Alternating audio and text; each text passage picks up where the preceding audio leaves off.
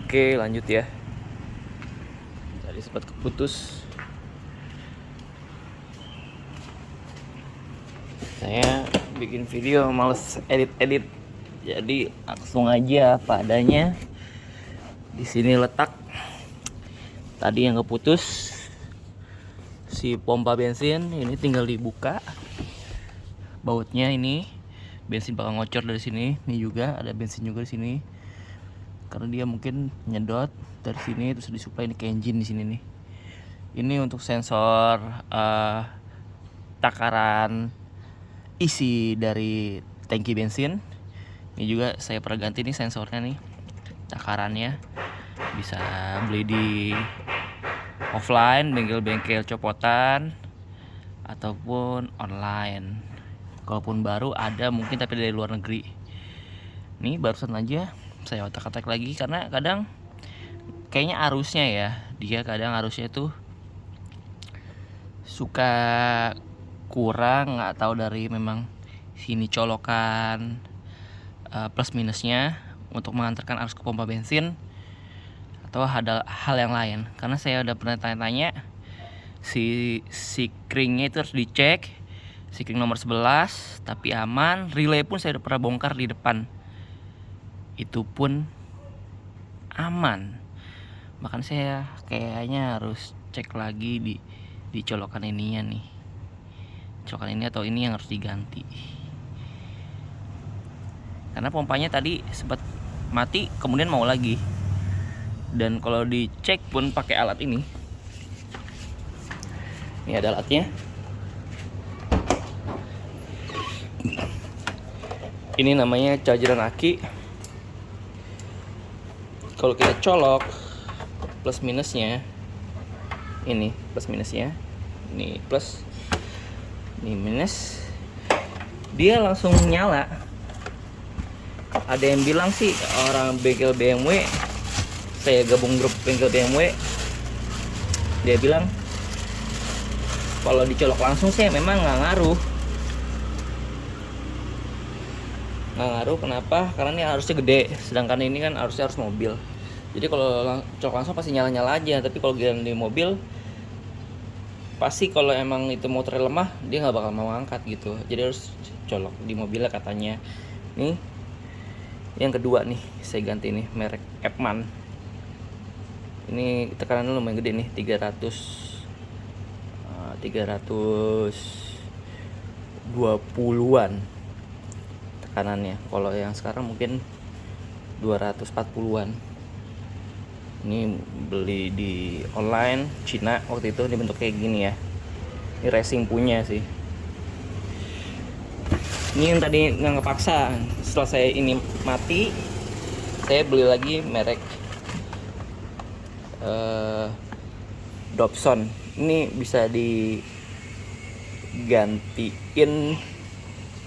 di asuransi, maksud saya di Tokopedia. Nih saya daftarin asuransi Tokopedia selama 3 bulan ke depan. Enaknya di Tokopedia gitu, bisa diasuransiin. Kalau ini nggak ada asuransinya, emang dari awal beli nih Cina ini emang. Kalau ini Jepang nih, ini kerjasama sama Nissan nih dia, kalau saya lihat ya penjualannya partnya untuk supply Nissan dan lain sebagainya. Ini yang pertama juga saya beli nih, garansi malah sampai sekarang. Ini saya lagi klaim nih. Ini untuk Vios Denso. Kayaknya si Denso-nya nih made in Jepang, tapi nggak asli deh kayaknya, soalnya saya beli cuma 140.000, 150.000. Yang ini 450.000 ya, 450.000. Ini juga 450.000, tapi ini bisa digaransi 3 bulan.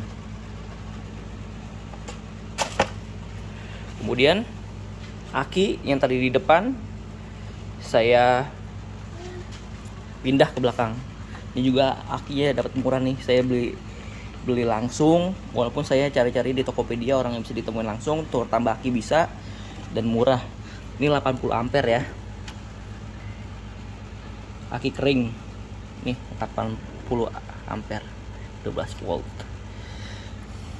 Dan saya mindahin aki ke belakang ini karena banyak manfaatnya. Manfaatnya ialah bobot mesin di depannya juga lebih enak ya, dan lebih pandangan lebih enak. Kemudian pastinya aki lebih awet karena nggak kepanasan. Kan panasnya dari depan tuh dari kap yang kena sinar matahari, kemudian dari panas engine. Apalagi cc itu 2800 6 silinder, pasti panasnya lumayan. Sorry nih agak berantakan juga nih. Saya selalu sedia kunci-kunci juga, cek aki, bahkan coolant waktu itu karena saking mesinnya maju, pernah coolant-nya kena sentil si kipas sehingga bocor. Saya tambal sendiri, saya buka sendiri. Ini tutup cover depan engine si ECU. Kabel-kabel yang lain kayak kabel juga untuk central lock saya lagi cek juga, padahal habis diperbaikin kabel-kabelnya. Ini tadi hidup nih, power window belakang, depan. Usia 2 minggu tiba-tiba power window belakang mati lagi, terus central lock mati lagi. Emang ngeselin nih mobil.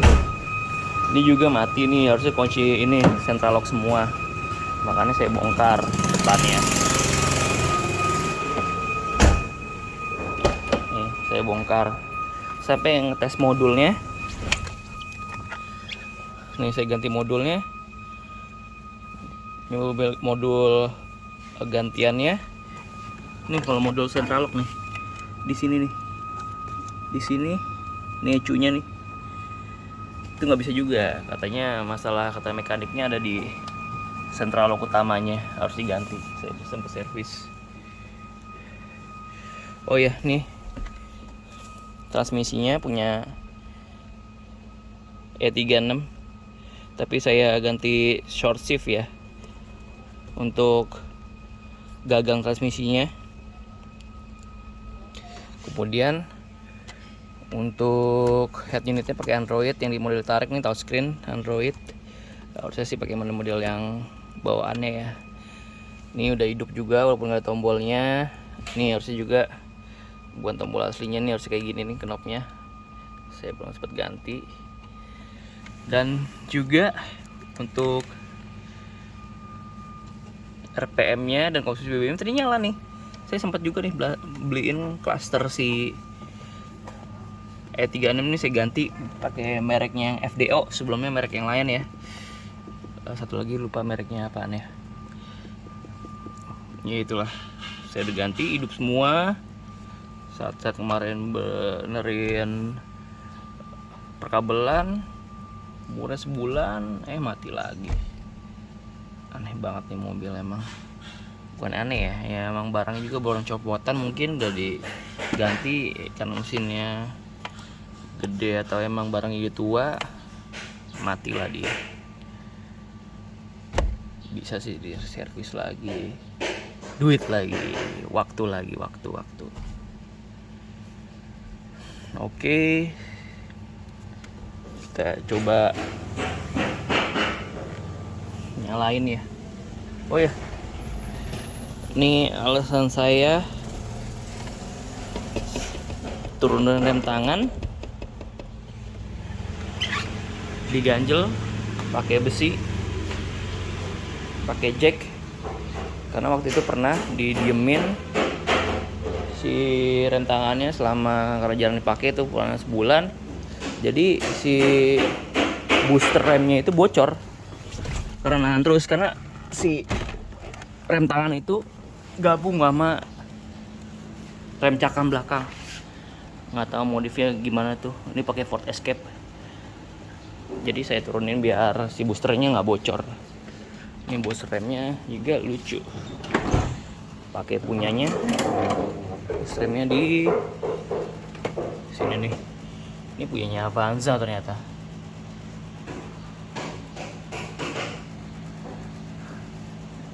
Kalau didiemin tarik rem dan jarang pakai mobilnya, bisa booster remnya kartnya bocor. Jadi saya udah servis lagi kemarin.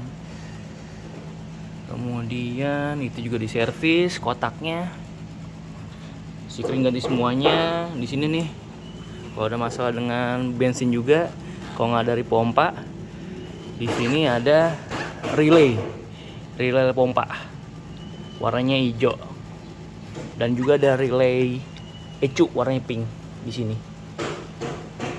Saya pakai open filter ya, merek HKS, Cina punya.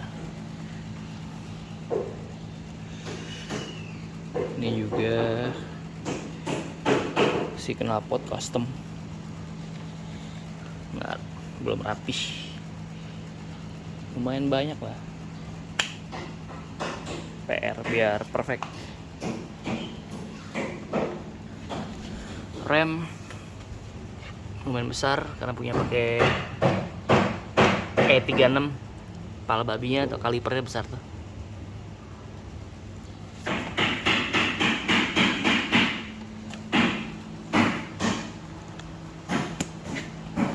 Jadi yang sudah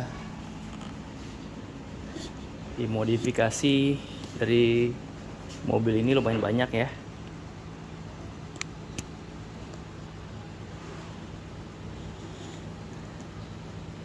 Ini saya taruh kamera dulu.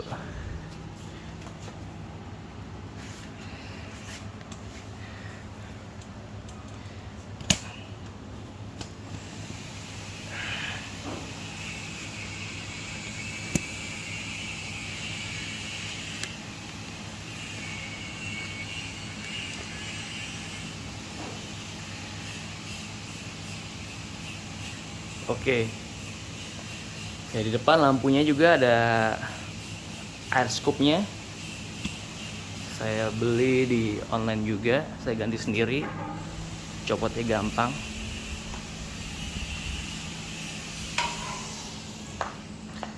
Itu dia air scoop-nya. Sorry, ini dia.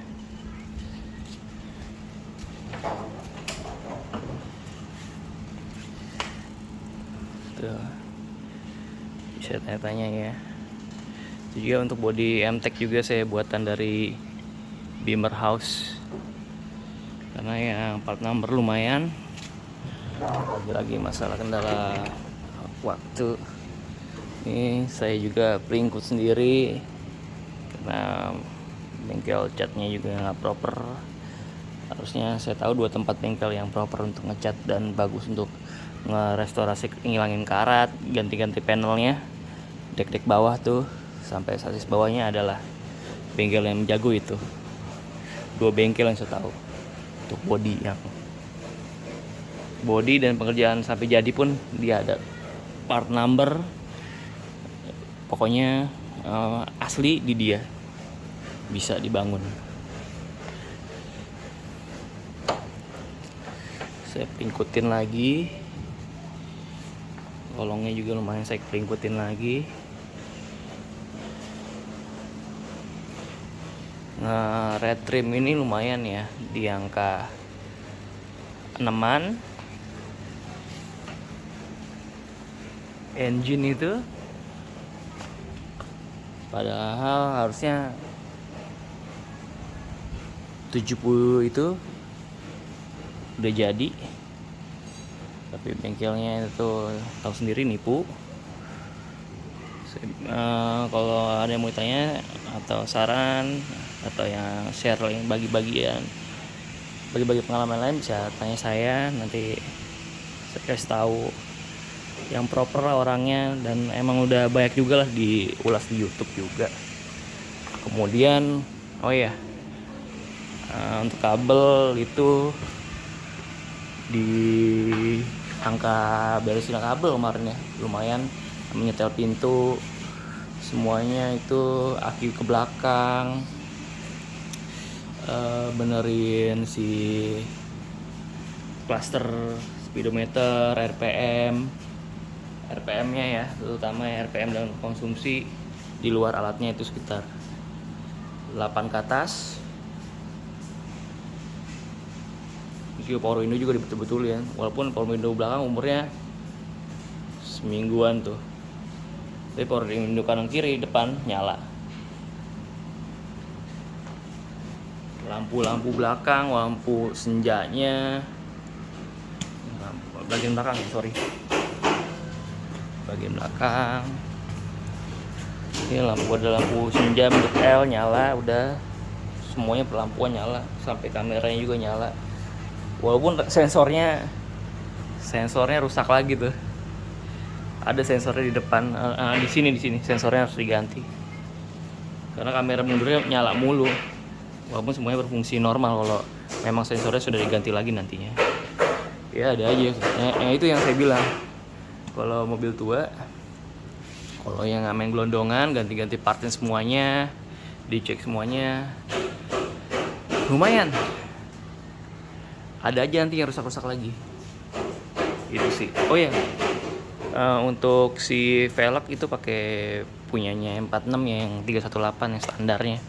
Manis juga. Lumayan harusnya ya. Kalau untuk yang sudah overkill sih biasanya rata-rata udah pakai BBS lah. BBS yang buat E30 atau yang klasik-klasik gitu. Ada tuh yang model kembang, lupa saya tipe berapa.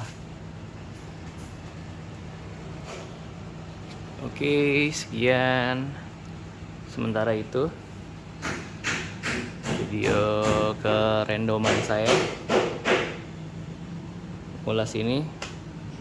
Kalau ada jawaban terkait full pump boleh dong tuh, kenapa sih ya akinya harus dicas penuh dulu, tiba-tiba di arusnya ada, jadinya mau di start lagi gitu, nyala lagi dia.